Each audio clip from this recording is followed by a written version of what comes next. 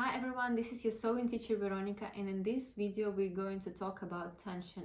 I know that for many people it's not clear at all what is this and what to do with this, and I hope after you watch this video you will understand it and never it will be a problem for you. So let's get started. So I want to explain you what is tension. Most of the time you will have problems, if you have problems with tension, with top thread tension, because we also have bottom thread tension, the bobbin, but it's happening not often. Like in my experience, it never happened to me. If you have problem with tension, it's going to be this part. So the tension is this area. You can move it and you see there are different numbers, and on my machine you have 3, 4 and 5 surrounded by square. It means that most of the time this will be the good tension for you. Okay, I just keep it on 4 and it works most of the time. But what it means, the tension is basically here inside. We have a thread going here down. We have 2 tension discs that press our thread, and if the tension is big, they press it really hard, and the thread, when you stitch it, it's really stretched like that. So this is big tension.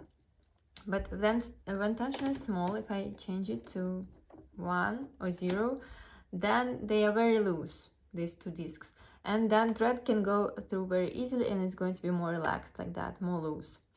Okay, basically this is what tension is. Try to keep it on 4, or most of machines gives you like some kind of signs to understand this is the standard tension, and that will look good. But if you see that something's wrong with your stitch, it doesn't look good, try to first rethread it again. So remove all the threads on top and the bottom, do it again. If you don't know how to do this, watch my videos. I will have a description the video that you can watch, because the first problem that you threaded your machine not correct, and that's why stitch looks bad. But if it doesn't help, then you can think about tension. So what I did, I made 3 different types of tensions for you, and we need to understand how it works. So the top thread was red and the bottom thread from the bobbin is white, so you can see the difference. And I made it with very small tension, with normal tension, and very big tension. So let's see, the middle one is correct one, it was number 4 tension. So what is the difference? The top and the bottom thread, so red and white, should meet exactly in the middle. You can see a little bit of white here visible, and you can see a little bit of red visible here. Okay, this is how it should be. So that also here the threads, they meet exactly in the middle. It's not tight here, so it's quite flat area when we stitch, and this is good tension. Okay, let's go to this first one. So here we can see the red part is good, so the top thread is good. But if I look at the white, the bottom thread, you can see that we still can see quite a lot of red thread here. So this was very loose tension, so the discs pressed it not strong, and the thread was so loose that it's able to go deep down and be loose on the back. Okay, this was too small tension. So in this case, if you see something like that, you have to make your tension bigger. Okay, so make sure that these discs go like closer and the thread a little bit more tight, and then it won't go that deep on the back. Okay, if we talk about situation when the tension is too big, this is the case. So we stretched the thread too much and it's not really going down. This is the top side, the top thread. So look, on this side we see almost no red. It's so stretched that it's too small, and you can see that the fabric is a little bit like gathered. So because it's so stretched, it gathered the fabric and it's not really flat. If you compare these two, you can see the difference. And here also you can see it's the top is red, is so stretched that it's even pulled out the white on the top. This is how it looks. So it's not a very big difference. I think this first is more obvious when the red goes on the back, but you have to understand the idea. I hope it was clear. So if they meet in the middle, then it's good. If no, then you have to do something. And if it's still hard for you to understand, should I make it bigger or smaller, just test it. Make it a bit bigger and make a stitch and see how it's going. If it's not working, make it smaller and test it again.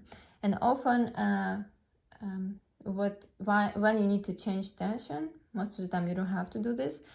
When you work with thicker fabric, when you work with coat fabrics, when it's really like can be till 5 millimeters high, then most likely, or jeans also, then you probably will need to change tension.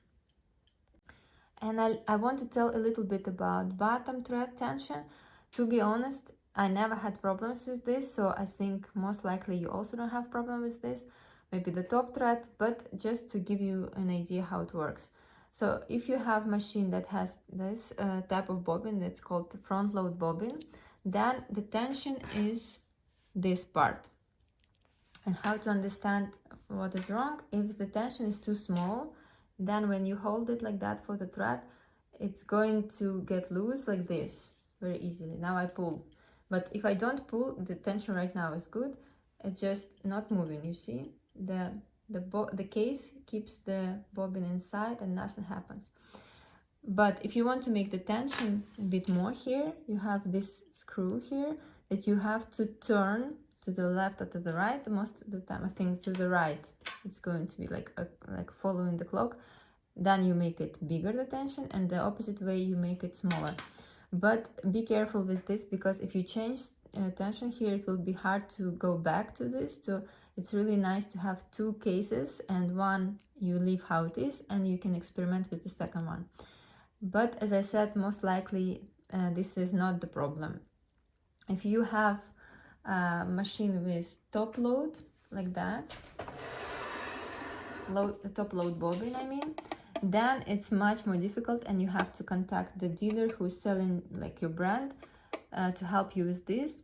But as I said, if you see the problem is the stitch, first thread the machine, then check the top thread tension, and then maybe this will be the small percent that it happened to you.